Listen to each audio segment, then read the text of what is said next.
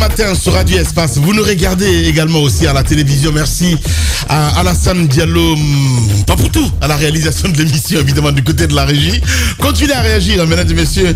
Les contacts s'affichent juste en bas de l'écran. 00224 657 39 13 13. Sinon, vous partez également aussi sur Twitter.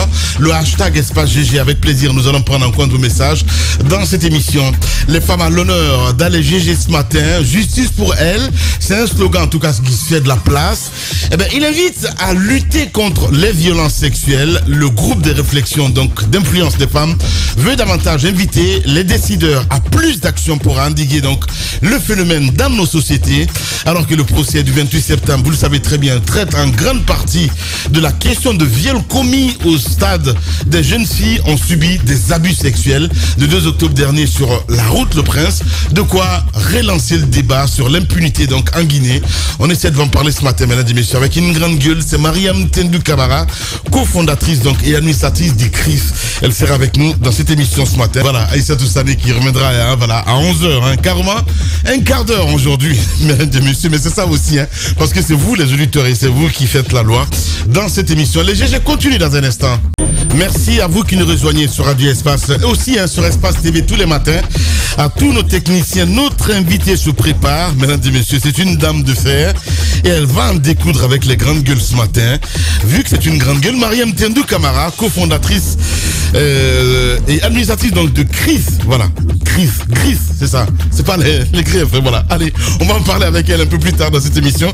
Jacques, on s'intéresse à ce procès évidemment, voilà, procès de massacre du 28 septembre, journée particulièrement pleine hier, c'est bien cela.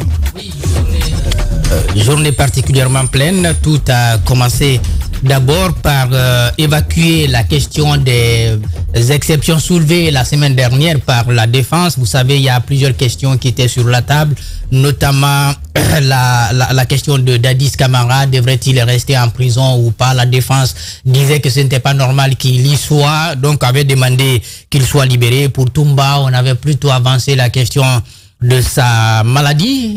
Son avocat n'arrête pas d'en parler. Il aurait voulu que son client obtienne une libération pour conditionnelle bien sûr, pour obtenir des soins nécessaires. Et puis il y a la question de la récusation des ONG qui se sont portées partie civile dans ce procès. Donc autant de questions qui avaient été posées.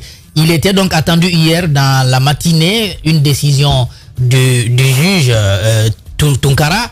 Décision qui a donc été rendue, toutes les exceptions ont été rejetées et il a demandé qu'on aille au fond. Donc le débat du fond a démarré hier avec la comparution du colonel Moussa Tieboro Camara qui a d'abord été interrogé sur l'ensemble des faits qui lui sont reprochés par le parquet, mais également ils sont revenus un peu sur le film de l'événement, le rôle qu'il a pu jouer. Il y a une confrontation qu'on essaye de faire entre ce qu'il a pu dire devant les juges d'instruction et ce qu'il peut aujourd'hui dire, ce qu'il peut reconnaître ou ce qu'il ne peut pas reconnaître, interrogé donc par le juge Tunkara, mais également par le parquet et puis les avocats, jusque tard la nuit, quand finalement il a craqué après qu'il a été traité de menteur. C'était même sous forme interrogative. Est-ce que mon colonel, vous n'êtes pas en train de mentir?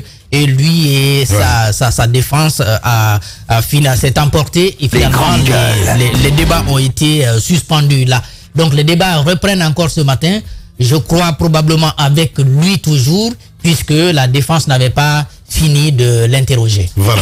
Madame Hiro, vous avez suivi aussi ce procès parce que j'écoutais le journal quand on disait qu'il y a un incident qui s'est passé du côté du tribunal. Je ne comprenais pas. Donc je comprends mieux là en fait avec Jacques Lévalino. Oui, en fait, vous savez, la sociologie de chez nous, dire à quelqu'un tu mens, c'est comme une sorte d'offense chez nous. Exact. Alors que chez les autres, tu peux dire quelque chose, un enfant il te dit non mais c'est pas vrai. Ce que tu dis, c'est pas une injure. En fait, ça ne reflète pas la réalité. Et puis c'était une interrogation. J'ai écouté Maître Alpha Madou Desba qui défend les victimes, qui dit que c'est des choses qui peuvent arriver dans un procès. Il suffit de pouvoir se mettre à la hauteur. Mais il faut comprendre aussi l'état d'âme de la personne qui est là, qui a quand même été une personnalité à un certain niveau, qui se retrouve aujourd'hui, qui Peut-être même avec les personnes qu'il a arrêté lui. Justement, en prison. Justement parce que moi je me rappelle, je me dis que la vie, on ne sait jamais ce qui peut arriver dans la vie. Parce que je me rappelle le jour le 28 septembre à l'époque, quand il essayait de négocier avec Sidya Touré notamment pour annuler cette journée. Il était là, il leur disait de cesser. Il y a un des militants qui a commencé à parler. Il a répondu à la personne, tu parles, je te rentre dedans. Ouais, donc, je me dis qu'une telle personne qui a l'habitude d'influencer les autres, d'exprimer son autorité à tout égard, et puis qu'il se trouve là à être fusillé de questions, que ça fuse de partout, je peux comprendre qu'à un moment donné, on pète un câble, qu'on ne puisse pas accepter qu'on s'adresse à nous par rapport à ça. Mais en même temps, c'est beau la justice, que la liberté de ton qui est là. J'ai du respect quand même pour les hommes de droit quand ils utilisent le droit à bon escient par rapport à ce qui était en train de se passer hier. La partie, je veux dire les avocats notamment de ces présumés auteurs de ces crimes avec lesquels on a la présomption d'innocence, bien évidemment. Aujourd'hui, quand ils exigent d'avoir des éléments, par exemple, j'ai vu l'avocat du colonel Tchegboro qui demandait à avoir des CD qui seraient disponibles et des cassettes qu'ils n'ont pas pu avoir. Et puis on sort carrément. Des CD et des confrontations avec les témoins. Justement. Qui l'ont accusé. Mais en fait, le débat, il est là. Vous vous rendez compte que c'est une confrontation sur la base du droit. Parce qu'à la fin, on arrive à mettre tout le monde d'accord que c'est possible que des débats puissent se poursuivre. En même temps, je me dis que ce procès-là, on va découvrir des choses. Beaucoup de choses vont se découvrir parce que à écouter ce qui s'est passé hier avec le colonel Moussa Tchegboro par rapport même au contenu de ce qu'il a dit pendant son audition, vous sentez qu'il y a un décalage, il y a des choses qui émergent. Donc c'est vraiment un procès qui va nous révéler des choses auxquelles pratiquement on ne s'attendait pas. Évidemment, beaucoup de surprises. Il a dit, Maître Cheikh Sakou. On parlait de charnier aussi hier avec Tchegboro, mon cher ami Antoine Kourouma. Oui, moi, à travers la réaction de Tchegboro vers la fin, parce que il a craqué finalement à la fin. Mais c'est l'objectif, c'est recherché. Hein. Justement. Voilà. Et ce n'est que le premier parmi les 12. Donc, imaginez ce qui va se passer. Il n'y a que des militaires. C'est vrai. Peut-être on va voir la saison d'Addis Show 2. Voilà. Parce que ce qui va se passer, c'est quoi? C'est que les avocats sont conscients du caractère de chacun des inculpés. Ils savent qui est impulsif, qui est nerveux. C'est vrai. Il y a eu quand même 5 heures d'audition hier. Antoine est grave. Non, 5 heures d'audition. Et parfois, on vous répète des choses que vous avez déjà dites, juste pour que vous vous énerviez. Tchegboro hier, tout a commencé par non seulement... Interrogatoire, oui. Interrogatoire. Donc, hier, on a tous vu que Tchegboro, dans sa prise de parole, a commencé par exposer d'abord ce qu'il a eu à faire le jour de ces massacres, où est-ce qu'il a été, ce qu'il a fait et tout cela. Il a donné sa part de vérité. Et après cela, les questions ont commencé. Moi, j'ai relevé des aspects dans la communication de Tchegboro parce que vers la fin, il a clairement indiqué que c'est un pays d'ingrats où on ne reconnaît pas ce que vous faites de bien. Il dit, lui, Tchegboro, que dans un pays normal, il mérite un trophée, il mérite une médaille au regard des actions nobles qu'il a posées pour le pays, en étant au poste qu'il a occupé, en allant à Zérékoré, intervenir dans des conflits intercommunautaires. Lui et Pivi, parfois, ont été confrontés à des situations très graves sur le terrain où ils auraient pu laisser leur peau. Et lui, Tchegboro dit que s'il mourait, il se rend compte que la Guinée aurait retenu de lui soit un criminel, mais pas un héros. Pas quelqu'un qui, à un moment donné, a failli laisser sa vie pour la Guinée. Parce que chaque fois qu'il y a eu des conflits à l'intérieur du pays, c'est lui qu'on envoyait pour aller régler. Il y a eu des affrontements à l'issue desquels il a réussi à faire des pactes de non-agression entre les communautés. Évidemment. Et il a fait des rapports aussi. Qu'on ne retient pas cela. L'autre chose qui l'a choqué. Et il a dit que c'est le témoignage qu'il a entendu dans le PV qu'on lui a transmis. Témoignage de citoyen, il a regretté que le juge d'instruction à l'époque, parce qu'il ne s'attendait pas à être inculpé. Il ne s'attendait pas à être inculpé parce qu'il pense avoir été, il pense avoir sauvé des vies au stade. Il dit que Sidya, Selou ont reconnu que c'est lui qui les a sauvés. Il appelle comme témoin ces gens-là et il dit que sur la base de ça, il ne pensait pas qu'on l'aurait inculpé. Les personnes qui l'ont accusé, c'est les citoyens il dit que le juge d'instruction n'a pas été capable de les confronter avant son inculpation. Qu'il a demandé à ce qu'il y ait une confrontation afin que ceux-ci apportent des éléments de preuve attestant que lui, Tiegboro, a tiré sur des hommes. Parce que l'un des témoins a dit que Tiegboro a tiré sur un militant. Il est donc, il attend de savoir où est-ce que ce citoyen l'a vu tirer et dans quel contexte il a fait. Parce qu'il n'a pas vu de corps ni de blessés dans l'enceinte du stade. Parce qu'il n'a pas pu introduire le stade, mais il s'est introduit dans l'anti-cour ou dans l'antichambre du stade. Parce que quand vous arrivez au stade, l'esplanade, vous avez fait la cour. Lui, il n'a pas accédé à la pelouse. Parce que c'est au niveau de la pelouse qu'il y a eu des massacres. Bien. Donc, l'anticour. Ce qu'il dit, c'est quoi? C'est que, arrivé au niveau de l'anticour, il a vu sortir Cellou Dalein Diallo. Cellou qui sortait avec... il était un peu touché. Il a pris Cellou pour l'embarquer dans son véhicule. Il a demandé où étaient les autres. On a dit que il a vu Jean-Marie Doris se faire tabasser par un militaire, mais qui n'avait pas de béret. Alors, il a tenté... Il a fait en sorte de libérer Jean-Marie des mains de ce militaire-là qui le tabassait pour l'embarquer avec d'autres leaders qu'il a pris dans son véhicule. Mais l'autre chose qu'il a dite, c'est d'avoir reconnu Toumba sur les lieux. Il dit qu'il a vu Toumba sur les lieux avec ses hommes. Toumba, lorsqu'il a envoyé ces éléments-là à la clinique Ambroise Paré pour les faire soigner, là, Toumba serait venu avec ses hommes dégoupiller une bombe pour dire que s'il les faisait descendre, qu'il allait les faire exploser la bombe. Donc, il a réembarqué les leaders dans la voiture pour les envoyer au camp Samori, tenter de les faire soigner de ce côté-là. Donc, il a dit que les leaders pouvaient témoigner. Et l'autre question qu'on lui a posée, qui a aussi suscité la colère de Tiegboro, c'est quand on lui a demandé est-ce qu'il était obligé de partir au stade ce jour-là, puisqu'il n'est pas dans sa mission, il n'y a pas le maintien d'ordre dans sa mission. Il a dit qu'il n'était pas obligé. Mais pourquoi vous étiez là alors? Il dit qu'il était là parce que ce jour-là, il était de passage. Il n'était pas au courant qu'il y aurait manifestation au stade le 28 septembre. Donc, il y a vraiment des éléments que je retiens, mais surtout, la qualité des débats. Je vois un président du tribunal, au départ, je le minimisais, je le dis clairement, mais sincèrement, le président Tounkara, je le trouve serein, je le trouve assez intéressant dans ses façons de mener les débats. Il est intransigeant. Merci beaucoup. Il est catégorique avec les avocats qui parfois font de la diversion. Et lui, vous le voyez serein, il fait en sorte de se faire respecter son autorité. Dans ce tribunal-là, je constate qu'il a fait respecter. Merci c'est plein président du tribunal. Et je pense que ce procès, on voit de la qualité. Je m'y attendais. On n'est qu'au début. On attend bientôt Dadis. Bien. Allez-y, mon cher Djibo Minimono. C'est pas facile de lâcher.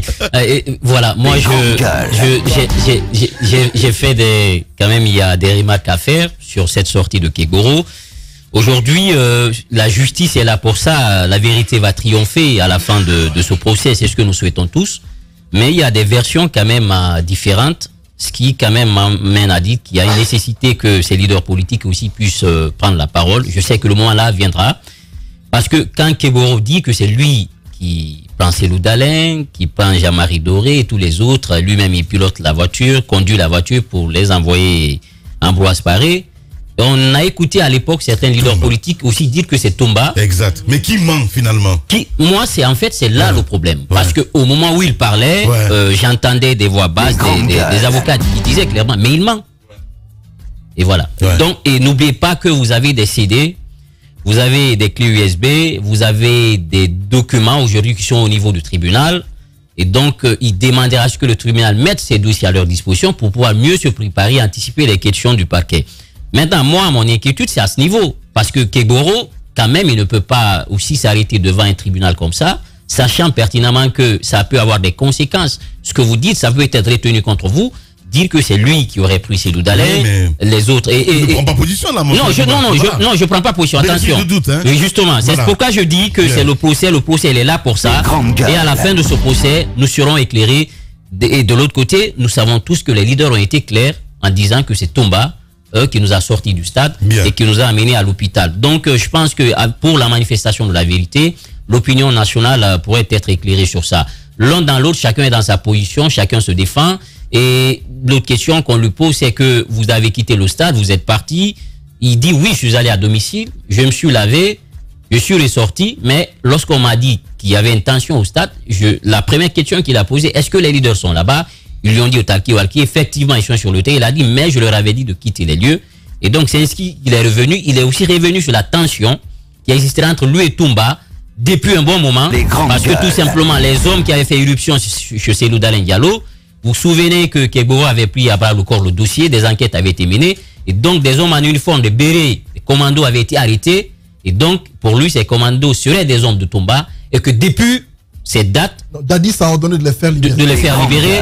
Et que ces derniers avaient menacé de tirer. Dadis s'est interposé pour dire, il faut d'abord les libérer puisque je veux mettre en avant la paix pour éviter qu'il y ait en tout cas que l'armée se désagrège. Donc, il avait accepté, mais que depuis cette date, que Toumba ne l'a jamais pardonné, qu'il y avait une tension entre eux, qu'il a pris beaucoup de risques en revenant au stade parce qu'il pensait que vouloir rentrer au stade, qu'on pouvait profiter un peu de cette situation pour tirer dessus. Donc voilà globalement ce qu'il dit, mais le point central pour moi, c'est cette sortie sur qui a véritablement envoyé les opposants. Voilà, allez-y mon cher Tamba, un procès historique. C'est quand même assez intéressant ce qui commence à se faire. Honnêtement, sur les... Ah pardon, c'est intéressant ce qui commence à se faire. Je pense que les interrogatoires successifs qui vont avoir lieu vont permettre d'en entendre davantage. Moi, il y a un acteur politique de la place qui m'a appelé il y a quelques jours pour me dire, mais est-ce que on pourrait remonter la première version des leaders politiques qui auraient affirmé que c'est la garde présidentielle avec à sa tête Toumba Diakité qui est à l'origine des massacres du 28 septembre, avant de se raviser pour dire c'est Toumba Diakité qui nous a sauvés, qui nous a sortis du stade. Et j'ai même demandé à ce leader politique, est-ce qu'il serait prêt lui-même à le dire? Parce que moi, si j'ai pas d'éléments, je ne m'en fais pas l'écho. Donc, il y a autant de versions. C'est-à-dire qu'autour de Toumba et autour des mêmes leaders politiques, il y aurait donc jusqu'à 2 versions. Une première qui l'incrimine, lui, Toumba, avec les éléments de la garde présidentielle, et une autre qui le disculpe dans le discours. La question, c'est donc, qu'est-ce qui se serait passé entre-temps si les leaders politiques ont pu dire que c'est la garde présidentielle, donc conduite par Toumba Diakité, qui commet les forfaits? Qu'est-ce qui se passe ensuite pour que les mêmes leaders politiques reviennent dire que c'est ce même Toumba qui est finalement leur sauveteur? Ça, c'est donc une première chose. Et puis, Thieboro qui revient, vous avez donc vu, ça va être très alambiqué, mais la vérité va découler de source. Parce que il y aura forcément des failles au gré d'interrogatoire prolongé, 5 heures d'interrogatoire. On te soumet à ça. C'est la clé pour te déstabiliser. Évidemment. Même si tu es militaire, à un certain moment, tu vas craquer. Et tu peux même être amené à dire des bêtises. Parce que c'est ça l'objectif. J'en veux encore pour illustration l'interview avec un journaliste français qui devait être reçu par Vladimir Poutine. On dit c'est au matin que l'interview va se réaliser. Très tôt le matin, il arrive avec son cadreur et puis ils sont là, la mine. Vladimir Poutine va prendre tout son temps jusqu'après 1h du matin. Il va les recevoir. Finalement, les gars, ils sont fatigués, leur prévision d'interview, tout ça, ils veulent simplement tout évacuer pour s'en sortir et partir. Donc, quand on te tient comme ça par la lassitude, ça peut t'amener à dire beaucoup de choses, à lâcher des vérités, mais parfois même à lâcher même des bêtises. C'est comme un interrogatoire pour enfants. C'est toi qui as fait. Non, c'est pas moi qui ai fait. C'est toi qui as fait, n'est-ce pas? Tu dis oui, c'est moi. Il y a des enfants qui acceptent ce type de choses et c'est à ça qu'on veut conduire les gens. C'est de bonne guerre. Maintenant, il appartiendra au conseil de préparer leurs clients pour qu'ils se... Moi, c'est à Dadis. C'est à Dadis que je pense. Bien. Quand ça va arriver, Dadis. Merci. Non, mais attends, c'est pas fini. Un des derniers détails. Ça touche pas à Dadis. On lui a dit de retourner en prison, il s'est fâché. Quand on va te donner 5 heures d'interview, je peux pas rater l'interrogatoire là. Moi, bien. Je vais suivre pour Dadis. Bien. Et je vais me faire l'envoyé spécial. Maram peut même s'asseoir. Je vais là-bas, je suis la chose pour vous. Bien. Envoyé spécial en direct de... Non, je vais terminer. Est-ce que vous voyez déjà là ce que ça va être? Dadis Camara, 5 heures. Il avait l'habitude de 5 heures de show. Jacques, c'est pas la même chose. Tchebro a craqué, non? Bien. Tchebro, tu connais Tchebro? Oui. Il a craqué. On me pose la même question plusieurs fois. Alors, je crois que c'est la Bible qui donne cette expression. On dit, ceux qui arrivent à un bois vert, quand ça tombe sur un bois sec, qu'est-ce qui va se passer? Bien. Je termine donc avec la Bible. C'est la grande leçon de la vie. Je l'ai dit la dernière fois, moi je suis heureux de vivre ça. Il n'y a pas meilleur enseignement pour nous tous. Nous qui n'avons pas les mains dans le pouvoir, ceux qui ont les mains dans le pouvoir, rien de... C'est ça le bon enseignement en fait. Au-delà des dires. Vous voyez un Dadis qui criait sur tout le monde. Aujourd'hui, c'est adouci, c'est assagi. Il parle doucement, il crie même plus. Il crie même plus. Et il répond. On pose une question, il répond. On n'a pas entendu répéter, il répète. Dadis, tu aurais pu lui dire ça il y a quelque temps. Les grandes gueules. Ça, c'est une grande leçon pour chacun de nous, pour savoir en fait que la roue tourne. La roue tourne. Aujourd'hui, tu es là-bas. De la même verge que tu te sers pour frapper l'autre.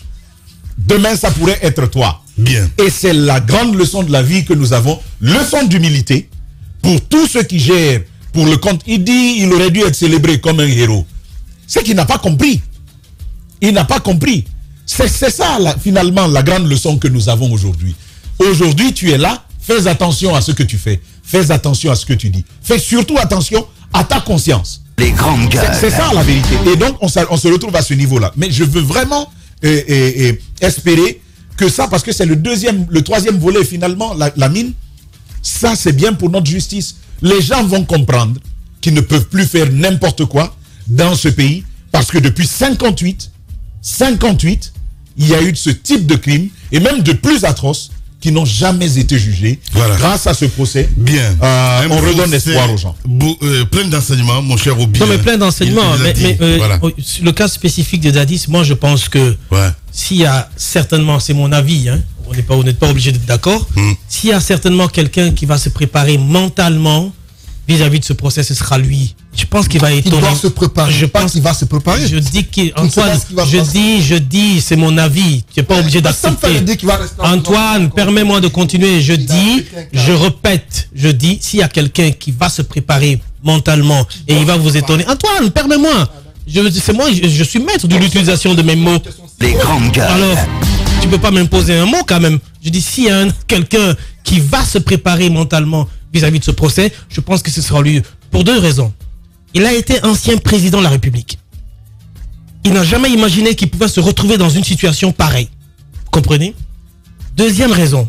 Il est venu de son plein gré. Il n'a jamais calculé ce qui se passe aujourd'hui, c'est-à-dire qu'il s'est retrouvé à la maison centrale. Ça, ce sont les 2 éléments qui l'ont choqué à un moment, jusqu'à ce qu'il va se dire finalement, il faut que j'accepte ce sort qui m'est tombé dessus et que j'affronte la situation comme un militaire. Moi, je suppose, c'est mon avis. La 2e chose que je veux soulever par rapport à ce procès, c'est qu'il y a un des acteurs, c'est vrai qu'on est focus sur Dadis Toumba, mais il y a quelqu'un qui, moi, j'attends avec impatience son témoignage et qui sera très déterminant dans ce procès, c'est Marcel Guilavogui. Parce que tout le monde est d'accord sur le fait que, oui, l'adjoint de Toumba, de tous les témoignages, de tout le procès verbal, il est ressorti que lui, il était avec ses troupes dans le stade. Donc, ça veut dire que c'est un acteur privilégié de ce qui s'est passé. Donc, c'est l'un des hommes qui aura assisté véritablement à ce... Parce que tout le monde se dit, oui, mais je suis venu à la porte, je suis pas rentré. Il dit, oui, mais j'ai pas donné le commandement. Tcheboro dit, oui, mais je passais. Pivi aussi dit, je passais. Marcel, lui, on est d'accord qu'il était là. Donc, pour moi, son témoignage est important dans ce procès parce que ça va nous éclairer finalement. C'est un témoin clé. Ça va nous dire réellement, est-ce que Toumba était à l'intérieur? Est-ce que Tcheboro a vraiment sauvé? Est-ce qu'ils ont vraiment canardé les gens? Comment ça s'est passé? Parce que vous vous souvenez que c'est lui qui a quitté le camp Alpha Yaya avec la troupe et qui est venu pour soi-disant intervenir au sein du stade du 28 septembre. Et puis il y a eu les tirs et puis il y a eu ce qui s'est passé. Donc lui et ses hommes étaient à l'intérieur. 3e chose, c'est que finalement la difficulté qu'on aura, et c'est ce que je crains de beaucoup, c'est que hier d'ailleurs Tcheboro a commencé, vous vous souviendra qu'un des avocats a voulu le féliciter pour son courage. Il a dit qu'il était militaire. Malheureusement, il a craqué vers la fin. C'était trop dur. Mais il veut une confrontation et il veut les témoignages des acteurs politiques clés, notamment Cellou Dalein Diallo, Sidya Touré, Jean-Marie Doré Feu. Malheureusement, il ne sera pas là parce que je sais que si lui il était là... Non, ça m'a vraiment étonné quand même à dire que c'est un gendarme en plus qui craque comme ça. C'est quand même des humains, c'est pas des robots. Pas dit le contraire. C'est pas des robots. Bon. C'est des humains, on craque. Quelquefois. Mon cher. Ils sont pas faits en fer, là, ils sont pas faits en fer, c'est des humains. Ils ont un cœur qui bat comme toi, ils ont de l'énergie comme toi, ils ont du sang qui circule dans leur corps comme toi. Et voilà, à un moment donné, je pense que vu les fonctions qu'ils ont occupées, comme disait Madame Yoro, et la situation devant laquelle ils se retrouvent, à un moment donné, il y a des questions qui vous font craquer. Mon cher Obi. Absolument. Tu sais, il y a un terme en fait qu'on utilise, c'est-à-dire on déshumanise, si tu vois ce que je veux dire. Tu vois le cadavre, tu dis que c'est un objet. Tu vois ce que je veux dire. Je parle un peu dans ce contexte-là. Ça m'étonne qu'il craque à la fin du compte. C'est une façon de parler, c'est une façon, c'est une façon de parler, c'est une façon de nous intimider. On ne déshumanise pas. On garde toujours le côté humain. Non, ça c'est clair. Mais attends, mais c'est pas quand même des alliés. Tu vas pas me dire que c'est des alliés. C'est des êtres humains. Passons sur ce sujet. Bien, c'est mieux. Donc pour dire, moi là où je voudrais en venir, c'est qu'ils réclament et ils réclameront finalement, lui et Toumba, ils réclameront le témoignage de Cellou Dalein Diallo, de Sidya Touré, de Feu Jean-Marie Doré. Ça ne sera plus possible parce que les deux réclament le fait que c'est eux qui les ont transportés au niveau des structures de santé. Mais les deux ne sont pas là. Vont-ils revenir témoigner? Ouais. C'est la grosse question. Bien dit, mon cher Obi. Il peut être un bon scénariste, en tout cas en ce qui concerne les films policiers. Vous êtes chez les GG.